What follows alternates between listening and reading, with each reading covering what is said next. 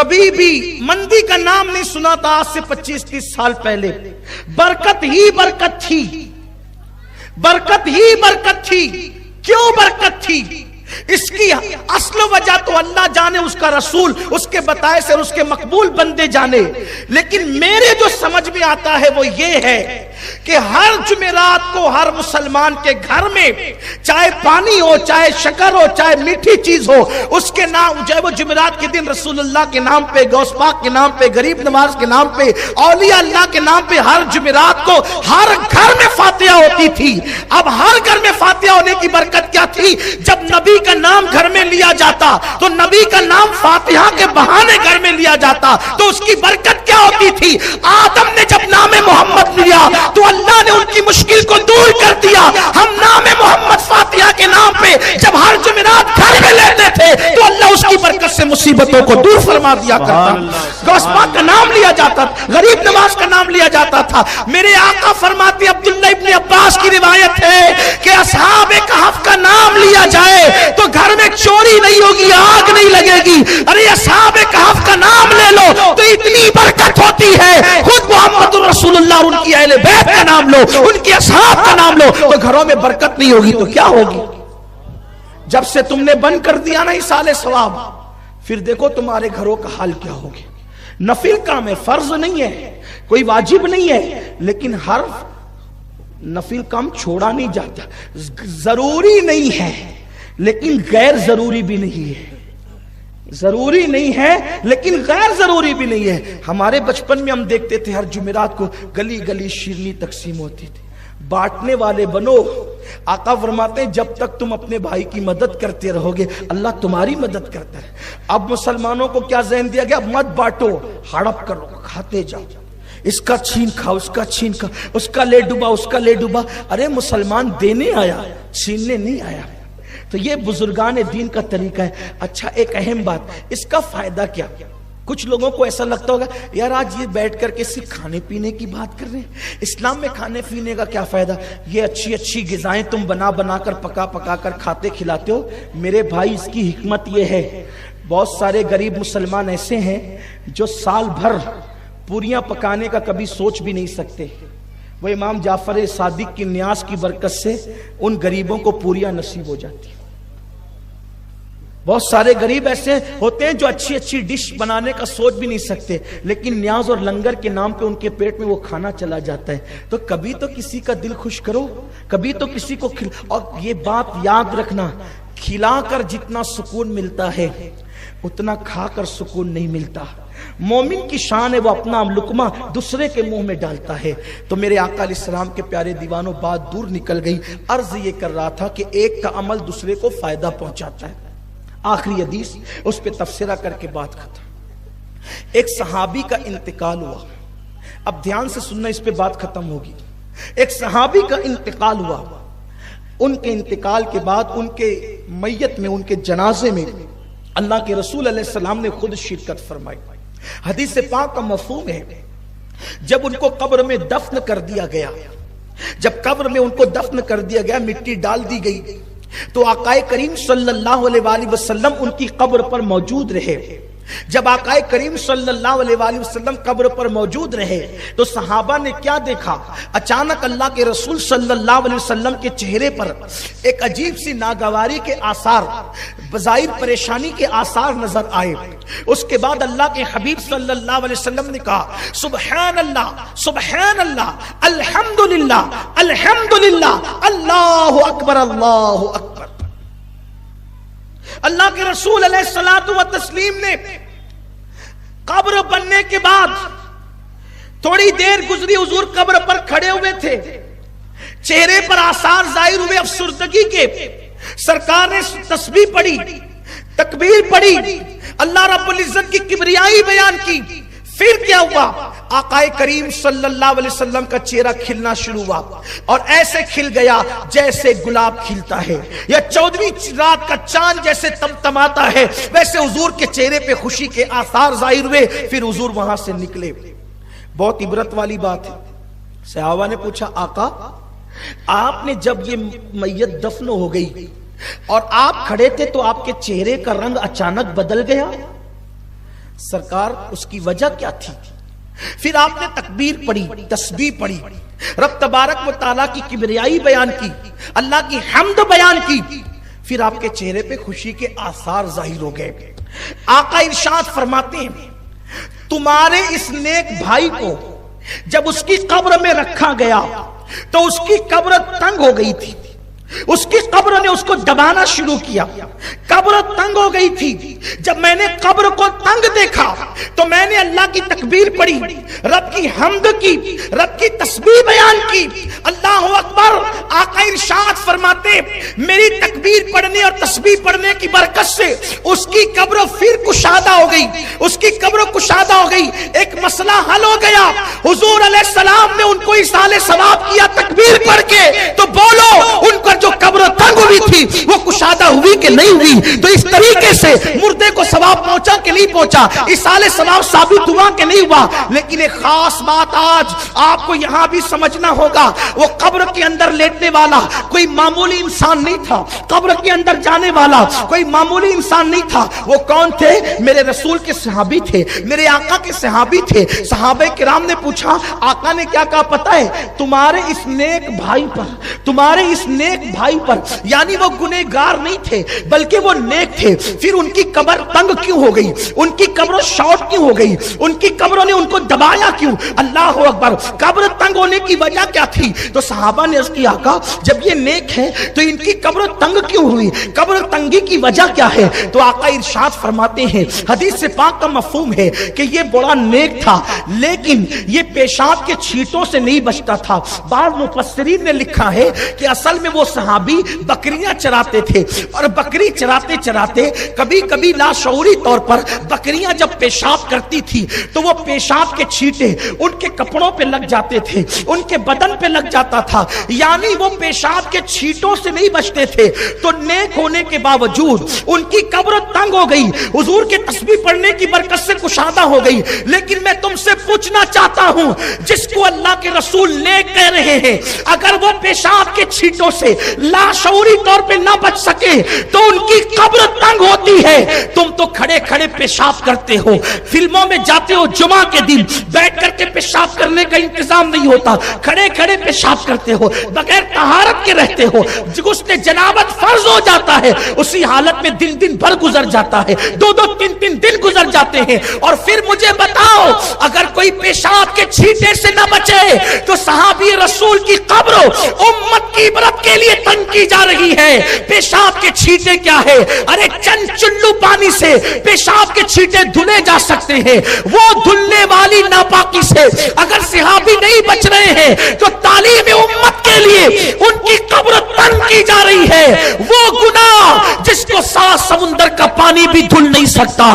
तुम उन गुनाह से नहीं बच रहे हो। बताओ तो हमारी कब्रों का हाल क्या होगा, हमारी कब्रों के मामलात क्या होंगे? अल्लाह अकबर। आज मुसलमान कब्र के हवाले से इस कदर बेबाक हो गया, कब्र की फिक्र ही नहीं। अजान हो रही है, मस्ती मजाक करते हुए चौक पर बैठे हुए हैं, नुक्कड़ों पर बैठे हुए हैं, घरों के अंदर फिल्में देख रहे हैं, सीरियल देख रहे हैं, मोबाइल के अंदर गेम खेल रहे हैं, मोबाइल में डूब चुके हैं, कोई कैरम खेल रहा है, अल्लाह अकबर, कोई शराब के अड्डों को आबाद कर रहा है। अरे बकरी के पेशाब के छींटे अगर कदम पर लग जाए, जिस्म पर लग जाए तो कब्र तंग हो रही है। वो शराब जो पेशाब की तरह नापाक है, तुम अपने हलक के अंदर उतारोगे तो तुम्हारी कब्रों का अंजाम क्या होगा, तुम्हारी कब्रों का हाल क्या होगा? आज मुसलमान इतना बेबाक हो गया कि दुनिया की रंगरेलियों में डूब करके कब्र को भूल गया। याद रखना, कब्र वो कब्र है जहां पर किसी का खानदान नहीं देखा जाता, कब्र वो कब्र है अल्लाह अगर जहां किसी की खूबसूरती नहीं देखी जाती, किसी की वजाहत नहीं देखी जाती, किसी की मालो दौलत नहीं देखी जाती। कब्र इंसान को चारों तरफ से दबाती है। अल्लाह के रसूल अलैहिस्सलातु व तस्लीम फरमाते हैं कि जब बेनमाजी को उसकी कब्र में रखा जाता है तो जब कब्र उसको चारों तरफ से दबाती है تو چاروں طرف سے اس کی پسلیاں آپس میں ایسے مل جاتی ہے. یہ انگلی کر کے اللہ کے حبیب نے انگلیوں کا اشارہ کر کے بتایا, دونوں طرف کی پسلیاں آپس میں مل جاتی ہے. اے میری قوم کے جوانوں, کیرم کلب میں بیٹھ کر کے وقت ضائع کرنے والوں, شرائط پر تاش کے پتے کھیلنے والوں, حرام لقمہ اپنے پیٹ میں ڈالنے والوں, ایک وقت وہ جلد آنے والا ہے. موت کی تلوار تمہارے سروں پر بھی لٹک رہی ہے, موت کی تلوار میرے سر پہ بھی لٹک رہی ہے. بولو ہم نے کیا تیاری کی ہے؟ آج مال و دولت کی محبت میں اتنے غافل ہو گئے کہ قبر کو بھول گئے. میرا اللہ قرآن میں فرماتا ہے الہاکم التکاثر حتی زرتم المقابر, مال کی زیادہ طلبی نے تمہیں ہلاک کر دیا یہاں تک کہ تم قبر کے دہانے تک پہنچ گئے. آج نہ حلال دیکھا جا رہا ہے نہ حرام دیکھا جا رہا ہے, الگ الگ انداز سے کاروبار کیے جائے. اگر مال کمانے کے لیے کسی کا قتل کرنا پڑے تو آج کا مسلمان قتل بھی کر رہا ہے. مال کے لیے کسی کا گھر اجاڑنا پڑے تو آج کا مسلمان گھر بھی اجاڑ رہا ہے. مال کمانے کے لیے اللہ رسول کی نافرمانی کرنی پڑے تو آج کا مسلمان اللہ رسول کی نافرمانی بھی کر رہا ہے. میرے بھائیوں, آخر بتاؤ تو کتنی گارنٹی لے کر آئے ہو, کب تک جیو گے؟ حلال مال کمانے والے مال اپنی قبروں میں نہیں لے جائیں گے تو حرام کمانے والے لے جائیں گے اپنی قبر میں مال. کیوں جا رہی ہے میری قوم نشے کی طرف؟ کیوں جا رہی میری قوم حرام کی طرف؟ لوگوں کا حال ہی ہو گیا 10 روپے قرضہ دے, کل 15 لا کر کے دوں گا, یہ سود ہے. کچھ تو ایسے نکامے ہیں کہ بیٹھے رہتے ہیں ہوٹل پہ, ہوٹل کی کرسیاں توڑتے رہتے, بیوی جائے برتن جھاڑو کرنے اور یہ ننگے نواب, یہ اپنی استری نہیں ٹوٹنی چاہیے. اسلام بوجھ بننے کی بات نہیں کرتا, اسلام بوجھ اٹھانے کی بات کرتا ہے. مرد وہ نہیں ہے جو بیوی کی تنخواہ پر گزارا کرے, مرد وہ ہے جو خود کما کر کے دوسروں کا بوجھ اٹھائے. لوگ بڑی بڑی باتیں کرتے ہیں, حرام مال کماتے ہیں, بیٹھے رہیں گے, وہ آ رہا ہے, وہ نہیں ہے وہ ہے, وہ نہیں ہے وہ ہے. اچھا شرط لگا, وہ نکلا تو تو چائے پلائے گا. اسلام میں شرط لگانے کی کیا گنجائش ہے؟ نہیں, کچھ نہیں.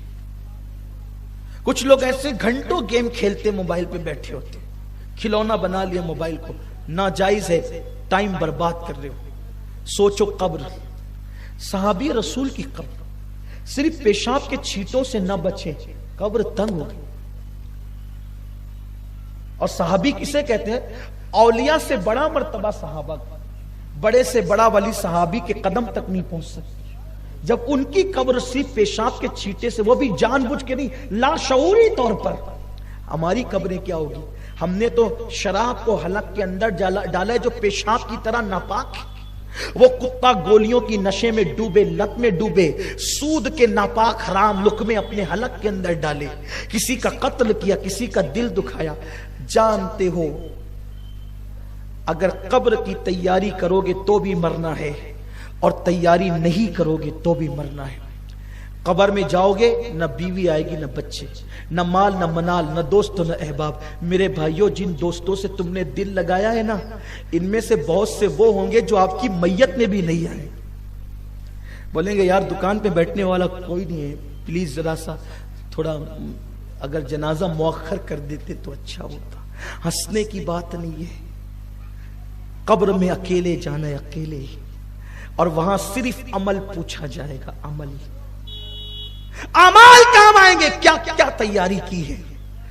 اللہ نے ہمیں دنیا میں ٹائم پاس کرنے کے لیے نہیں بھیجا, دوسروں کا مذاق اڑانے کے لیے نہیں بھیجا, آوارہ گردی کرنے کے لیے نہیں بھیجا, عورتوں پہ بدنظری کرنے کے لیے نہیں بھیجا, کسی کا گھر اجاڑنے کے لیے نہیں بھیجا. اگر ایک چھوٹی سی نیکی رستے سے تکلیف دینے والی چیز کو ہٹا کے نیکی کر سکتے ہو تو کر لو, قبر میں کام آئے گی. ایک پیسہ کسی غریب کی جھولی میں صدقے کے طور پہ ڈال سکتے ہو تو ڈال دو, قبر میں کام آئے گا. ہم نے قبر کی کیا تیاری کی؟ اللہ کے حبیب صلی اللہ علیہ وآلہ وسلم فرماتے ہیں قبر جنت کے باغوں میں سے ایک باغ ہے یا جہنم کے گڑوں میں سے ایک گڑا ہے. تم پر چھوڑ دیا گیا, اب تم اپنی قبر کو کیا بناتے ہو بناؤ. یا جنت کے باغوں میں سے باغ بنا لو یا جہنم کے گڑوں میں سے گڑا بنا لو. قرآن کہتا ہے الذی خلق الموت والحیات لیبلوکم ایکم احسن عملا, اللہ نے زندگی اور موت پیدا کر کے تم سے امتحان لیا ہے. کون تھوڑی سی زندگی کو پا کر اچھا عمل کرتا ہے؟ اچھے اعمال کے لیے آئے ہو، اچھا عمل کرو. کیوں پاپ کرتے ہو؟ کیوں گناہ کرتے ہو؟ جس وقت موت آئے گی میرے بھائیوں، آج تم اپنی جوانی پر غرور کر کے کیا نہیں کر رہے ہو؟ آج تم اپنی زندگی پہ تکبر کر کے وہ کون سا گناہ ہے جو ہماری زندگی میں موجود نہیں ہے؟ مذاق میں بھی جھوٹ بولنا حرام ہے، جھوٹ اپنی عادت بن گئی.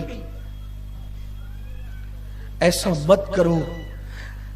اپنی گفتگو کو اختتام پر لے جاتے ہوئے کہوں، قبر کیا ہے صرف اتنا سمجھ لینے والا انسان قبر کی تیاری کرے گا. بات قبر کی آ گئی ہے تو میں عرض کروں، وہاں کا تو دن بھی رات سے خطرناک ہے میرے بھائیوں. وہاں کا دن بھی رات سے خطرناک ہے، تو وہاں کی رات کا عالم کیا ہوگا؟ اگر اپنے کمرے میں ہم ہو، لائٹ آف ہو جائے، لائٹ چلی جائے، پنکھے بند ہو جائے، تو اپنا 10x10 کا کمرہ ہمیں پریشان کرنے لگتا ہے. اپنے کمرے میں چپکلی چوہا دیکھ کر ہم ڈرتے ہیں. 10x10 کے کمرے میں اندھیرے میں اور گرمی میں اپنا من نہیں لگتا. ہم باہر نکل کر کے آتے ہیں. جب قبر میں اندھیرا ہوگا، قبر میں گرمی ہوگی، قبر میں تاریکی ہوگی، تو باہر نکل کر جاؤ گے کہاں؟ قبر میں ٹھنڈک لانا ہے، نماز پڑھو. نماز پڑھ کے آقا کی آنکھوں کو ٹھنڈک پہنچاؤ. نمازی بنو. سب کے لیے ٹائم ہے، رب کے لیے ٹائم نہیں. کب تک گناہ کرو گے؟ کب تک گناہ کرو گے؟ اللہ کے حبیب صلی اللہ علیہ وآلہ وسلم غیب دا نبی فرماتے ہیں، جب مردے کو اس کی قبر میں رکھ دیا جاتا ہے تو لوگ اس کے منہ پر مٹی ڈال کر جب پلٹتے ہیں تو مردہ ان کو حسرت سے دیکھتا اور کہتا ہے، بھائی تو بھی جا رہا ہے، چچا تو بھی جا رہا ہے، ابا آپ بھی جا رہے ہیں، دوستو تم بھی جا رہے ہو. لیکن کوئی اس کی بات سننے والا نہیں ہوتا، حتیٰ کہ وہ قدموں کی آہٹ سنتا ہے اور حسرت سے دیکھتا ہے کہ کاش میں نے ان سے دل نہ لگایا ہوتا. سب سے دل لگانے والوں، رب سے دل کب لگاؤ گے؟ سب کے لیے وقت نکالنے والوں، رب کے لیے وقت کب نکالو گے؟ جن لوگوں کو یہ معرفت نصیب ہو گئی وہ اپنی قبروں کی راتوں کو درست کرنے کے لیے پوری رات روتے تھے. اور یاد رکھنا، جنہوں نے قبر کی تیاری کی انشاءاللہ ان کی قبر جنت کے باغوں میں سے ایک باغ ہوگی. ان کے لیے جنت کا بستر بچھایا جائے گا، ان کے لیے جنت کا بستر بچھایا جائے گا اور کہا جائے گا، نم کا نومت العروس، سو جا ایسے جیسے پہلی رات کی دلہن سوتی ہے. غفلت مت کرو. یہ زندگی پہلی اور آخری مرتبہ دی گئی ہے. کب تک کے نشے کی لت میں پڑو رہو گے؟ کب تک لڑائی جھگڑے کرتے رہو گے؟ کب تک کیرم کلبوں پہ وقت گزارتے رہو گے؟ کب تک تاش کے پتے کھیلتے رہو گے؟ کب تک موبائل کے اندر گم رہو گے؟ موبائل ضرورت کے مطابق استعمال کرو، منع نہیں ہے، لیکن پوری رات پورا دن اس میں لگا رہے ہو. نہیں میرے بھائی، بہت جلدی موت آئے گی. آقا ارشاد فرماتے، موت جب آتی ہے تو اتنی تکلیف کے ساتھ آتی ہے کہ تلوار کی 313 ضربیں اگر ایک ساتھ کسی کے اوپر لگائی جائے تو اتنی تکلیف نہیں ہوتی جتنی روح کے نکلتے وقت انسان کو تکلیف ہوتی. جو ایمان پر دنیا سے چلے گئے وہ کامیاب ہو گئے. اب باری اپنی ہے، اس گھاٹی سے ہمیں گزرنا ہے، اس کی تیاری کرو. دنیا کی رنگریلیوں میں کب تک ڈوبے رہو گے؟ لوگ کہتے ہیں ارے وہ ابھی بیٹھا تھا ابھی چلا گیا، ابھی کھانا کھا رہا تھا چلا گیا، ابھی مجھ سے مل کے گیا چلا گیا. جیسے ہم لوگوں کے لیے کہہ رہے ہیں، ایک دن لوگ اپنے لیے بھی کہیں گے ابھی کھڑا تھا چلا گیا، ابھی بیٹھا تھا چلا گیا. تھوڑا اللہ کے لیے اپنے حال پہ رحم کر. تمہاری منت کرتا ہوں، تمہارے ہاتھ جوڑتا ہوں، میری قوم کے جوانوں، دنیا میں پاپ کے لیے نہیں آئے تھے، دنیا میں گناہ کے لیے نہیں آئے تھے، دنیا میں بدکاری کے لیے نہیں آئے تھے، اپنی قبر کو بہتر بنانے آئے تھے، اپنی آخرت کو بہتر بنانے آئے تھے. بھولا ہوا سبق یاد کرو. مدینے کے تاجدار نے تمہاری آخرت کو سنوارنے کے لیے جو تمہیں اصول عطا کیے ہیں ان اصول کو اختیار کرو. خدا کے لیے قبر میں کوئی کام نہیں آئے گا، قبر میں ہمیں اکیلے جواب دینا ہوگا. قبر کے اندھیرے کو اگر اجالے میں تبدیل کرنا ہے، اللہ کے گھروں کو آباد کرو. داڑیاں منڈا کر گٹروں میں مت پھینکو، چہروں پہ داڑیاں سجاؤ. صدقہ کثرت سے دو، اللہ بری موت سے بچائے گا۔ آقا ارشاد فرماتے ہیں جو کثرت سے صدقہ دیتا ہے اللہ اس کو بری موت سے بچاتا ہے۔ ہمیشہ سچ بولو تاکہ مرتے وقت زبان پہ کلمہ نصیب ہو، اچھی موت آئے، کلمے والی موت آئے۔ گانے مت گنگناؤ، کانوں میں ایئر فون لگا کر کے وقت